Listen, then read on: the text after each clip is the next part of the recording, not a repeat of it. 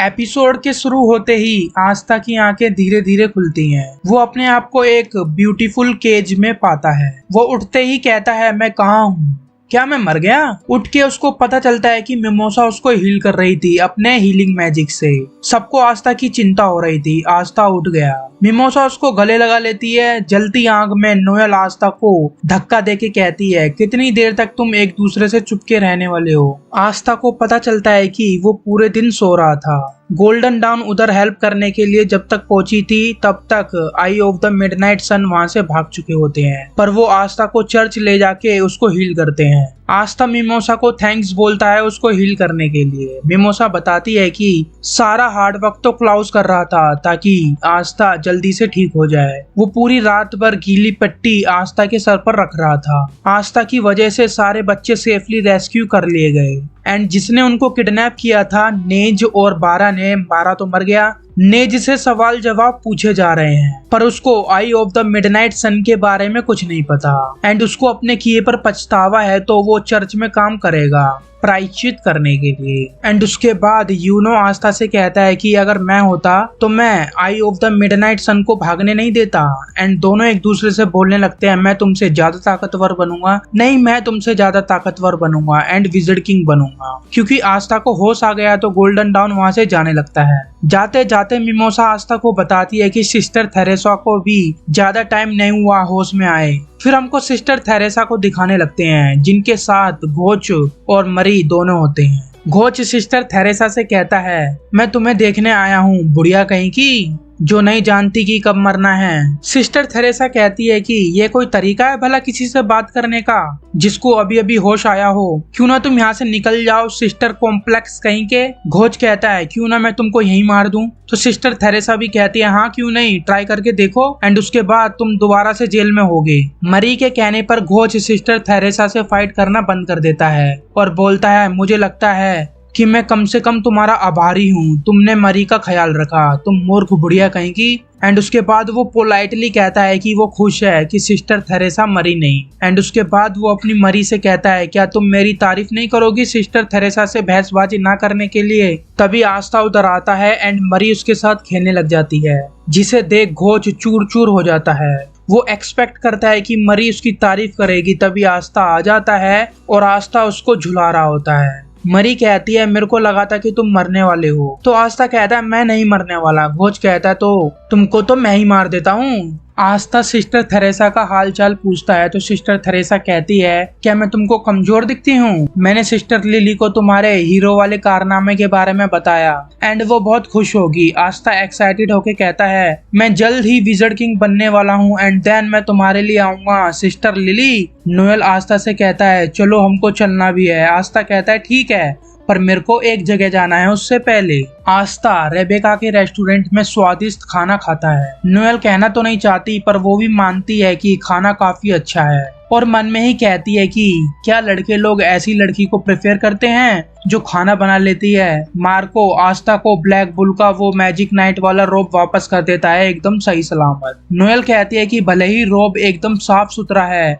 पर तुम कितने पिटे हुए लग रहे थे, कितनी चोट लगी थी तुम्हें, आखिरकार तुमको मेरी जरूरत ही है। आस्था कहता है, अगर तुम होती तब भी मेरा यही हाल होना था। रेबेका सोचती है, ओह तो ये है वो लड़की जिसके साथ आस्था एज अ मैजिक नाइट काम करता है। रेबेका को लगता है कि वो नोएल के आसपास भी नहीं भटकती, बट वो आस्था की फर्स्ट किस ले लेती है। वो उसको गाल पे चुम्मा देती है बहुत प्यार से। वो थैंक्स बोलती है लूका और मार्का को बचाने के लिए। आस्था उस किस का मोस्ट वेलकम करता है तो वहीं नोएल बहुत ज्यादा फ्रस्ट्रेटेड होने लगती है। इसके बाद ब्लैक बुल के हाइड आउट का सीन दिखाया जाता है जहां मैग्ना एक कॉन्टेस्ट यानी कि एक प्रतियोगिता रखता है आस्था के रिकवर होने पे, traditional black bull eating contest. Vanessa से हमको पता चलता है कि ऐसा कोई ट्रेडिशन नहीं है, बस फालतू की आयरनी कर रहे हैं ये लोग और कुछ नहीं। लक हमेशा की तरह फाइट के मूड में दिखाई देता है। फिनरल एंड नोएल इस प्रतियोगिता के लिए मना कर देते हैं। मैग्ना कहता है, तुमको पसंद हो या नहीं तुमको पार्टिसिपेट करना ही होगा।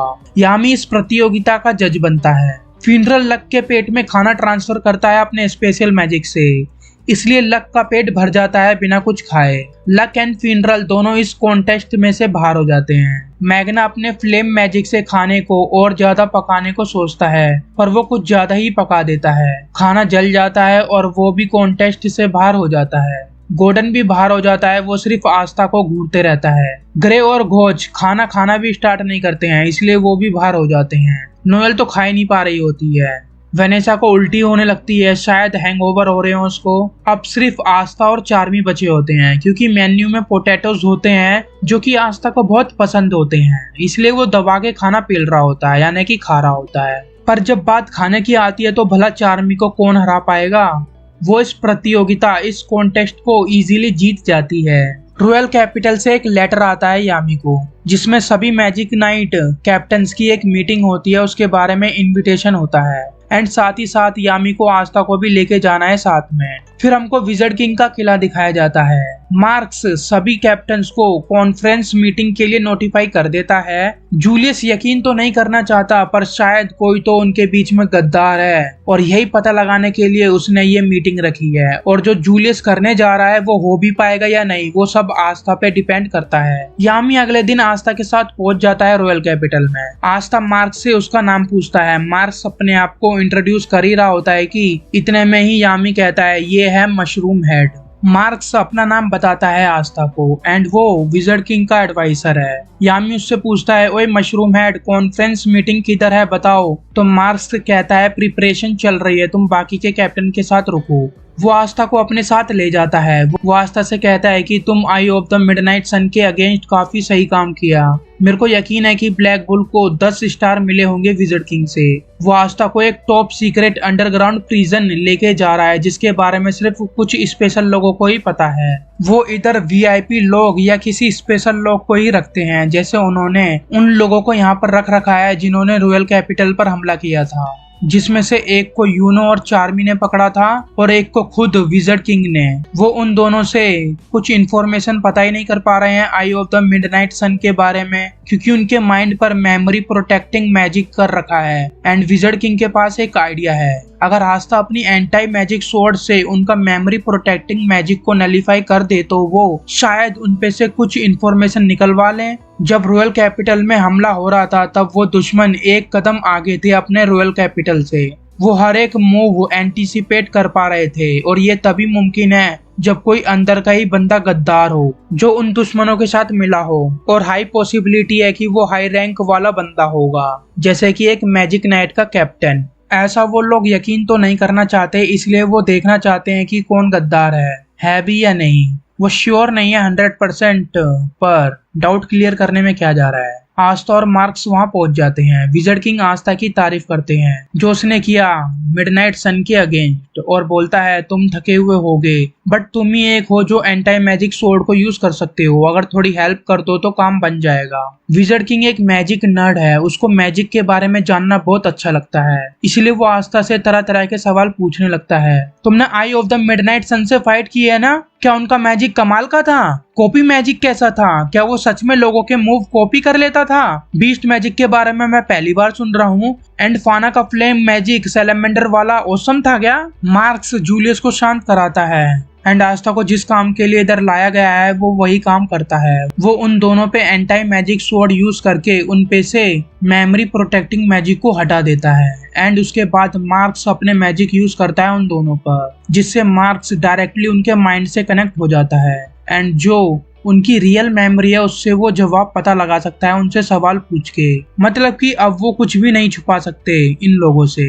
मार्क्स जो पूछना चाहे वो जवाब देंगे, यही तो उसकी मैजिक की स्पेशलिटी है। अब सीन दिखाया जाता है वहाँ का जहाँ पर सारे कैप्टन वेट कर रहे हैं। पर्पल ऑर्कस का कैप्टन कहता है कि मैंने सुना है तुम चारों ने उन टेररिस्ट को भागने दिया, जिसके जवाब में जैक कहता है कि हम किसी कमजोर दुश्मन से नहीं लड़ रहे थे तुम्हारी तरह, जैसे तुम डायमंड और स्पेड किंगडम के कमजोर लोगों से लड़ रहे थे, हम रियल बैटल में थे। पर्पल ऑर्कस का कैप्टन कहता है बोल भी कौन रहा है जिसके मेरे से कम स्टार हैं? जैक कहता है क्योंकि हम तुम्हारी तरह बेईमानी से स्टार इकट्ठा नहीं करते हैं। यामी अपनी कटाना को चमका रहा होता है एंड कहता है कि मेरे को कम से कम 10 साल तक इसकी EMI भरनी पड़ेगी। एंड देन यामी जैक से कहता है डरावनी रेखा चेहरा वाले आदमी शांत हो जाओ, गार्बलेडर सही कह रहा है। पर्पल ओस्कस का कैप्टन कहता है मेरा नाम गिल्डर है ना कि गार्बलेडर। जैक कहता है मैं ऐसे बंदे का ओपिनियन में इंटरेस्टेड नहीं हूँ जिसके पास बिल्कुल भी स्टार नहीं है। तो यामी कहता है ना ब्लैक स्टार, जिसका मतलब है नेगेटिव स्टार्स।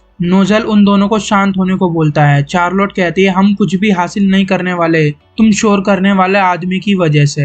एंड मन में ही अपने आप से कहती है कि मेरे को यामी के बगल में क्यों बैठना पड़ रहा है। Calm down, don't panic Charlotte. Real captain of the aqua dear कहता है कि अभी तक उन्होंने क्रिम्सन लायंस का कोई भी टेम्पोररी कैप्टन नहीं चुना। अगर फुइगोलियन इधर होता तो वो अच्छे से सब कुछ संभाल लेता। सब लोग इसको इग्नोर कर देते हैं रिल को। सबका मूड बनाने के लिए फिर वो फुइगोलियन की मिमिक्री करने लगता है, जिसको देख जैक और नोजेल बिल्कुल भी खुश नहीं होते। तुम भले ही कम उम्र में ही कैप्टन बन गए हो पर तुमको रिस्पेक्ट दिखानी चाहिए। यामी को हंसी आ जाती है ही एंड वो उसको शाबाशी देता है। फिर उधर वांजेंस आता है, captain of the golden down. सब पूछते हैं तुम कहाँ थे, लेट क्यों हो। तो वो कहता है कुछ काम था इसलिए। गिल्डर कहता है तुम बहुत बिजी पर्सन हो, तुमसे यही उम्मीद है, एक कैप्टन जिसके पास सबसे ज्यादा स्टार्स हैं। तुम्हारी टीम सबसे स्ट्रॉन्ग है, क्या तुम बताना चाहोगे इसका क्या राज है जो तुमने गोल्डन डाउन को इतनी जल्दी टॉप स्क्वाड बना दिया। मैंने सुना है जो भी गोल्डन डाउन को ज्वाइन करता है वो अपनी पावर्स को बियॉन्ड एक्सपेक्टेशन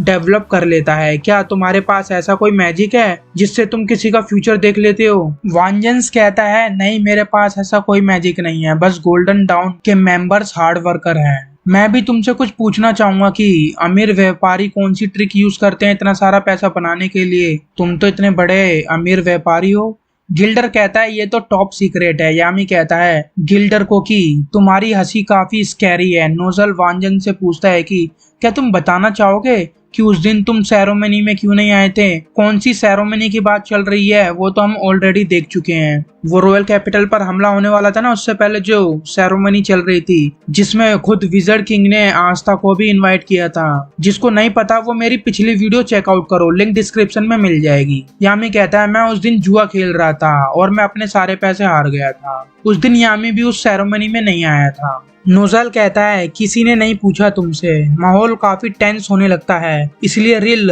कुछ हरकत करके मूड बनाने की कोशिश करता है। वो नोजल की तरह हेयर स्टाइल करके उसकी एक्टिंग करने की कोशिश करता है। उतने में ही नोजल कहता है कि जो तुम करने की सोच रहे हो ना, अगर तुमने किया तो तुम नहीं बचोगे। रिल कहता है मैं नहीं कर सकता, ये बहुत मुश्किल है अपने चेहरे पर चोटी बना के रखना। यामी को फिर से हंसी आ जाता है और वो जोर जोर से हंसता है और उसको शाबाशी देने लगता है। फिर यामी वांजन से पूछता है क्या तुम्हारे पास लाइट मैजिक तो नहीं। वो मना तो कर देता है पर सभी कैप्टन उसको शक की निगाहों से देखते हैं। माहौल फिर से सीरियस हो जाता है। इस बार रिल यामी की कॉपी करने लगता है, उसकी तरह बोलता है, जिसे देख यामी को बहुत गुस्सा आ जाता है और उस पर भड़कने लगता है। यामी उसको डेथ 3-8 देके कहता है मेरे से बाकी कैप्टन की तरह ट्रीटमेंट एक्सपेक्ट मत करना। एंड वो पिंक कलर के कपड़े पहनने वाली मैजिक नाइट कैप्टन से कहता है तुम सोना बंद करोगी, जब से आई हो बैठी हो यहाँ पे सोई जा रही हो। यामी का दिमाग खराब होने लगता है और कहता है जूलियस किधर है, क्या वो दोबारा से भूल गया क्या कि उसने मीटिंग बुला रखी है एंड वो कहीं और किसी काम से चला गया हो। तभी मार्क्स का संदेश दिखता है और कहता है प्रिपरेशन रेडी है, मीटिंग कहीं और होगी।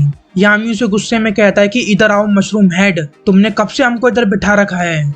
फिर वो सब सीक्रेट प्रिजन में पहुंच जाते हैं मीटिंग के लिए, जो अंडरग्राउंड है जहाँ पे मार्क्स आस्था को लेके गया है। यामी आस्था से पूछता है क्या तुम ठीक तो हो ना, क्योंकि वो थोड़ा घबराया हुआ होता है। आस्था कहता है हाँ मैं ठीक हूँ। वांजन पूछता है ये क्या चल रहा है। चार्लोट बोलती है ये दोनों कैदी आई ऑफ द मिडनाइट सन के हैं। वो जूलियस से कहती है सर क्या आपने कुछ जान पाए इन लोगों से। जूलियस कहता है हाँ सब कुछ जो इन दोनों को पता था और ये आस्था और मार्क्स की वजह से ही हो पाया। बट जो सबसे बड़ी चीज हमको जाननी है वो ये है कि तुम में से कौन है जो गद्दार है। तो आज का एपिसोड यहीं खत्म होता है। वीडियो काफी डिटेल में मैंने बनाई है, बहुत मेहनत से बनाई है, तो लाइक करना मत भूलना।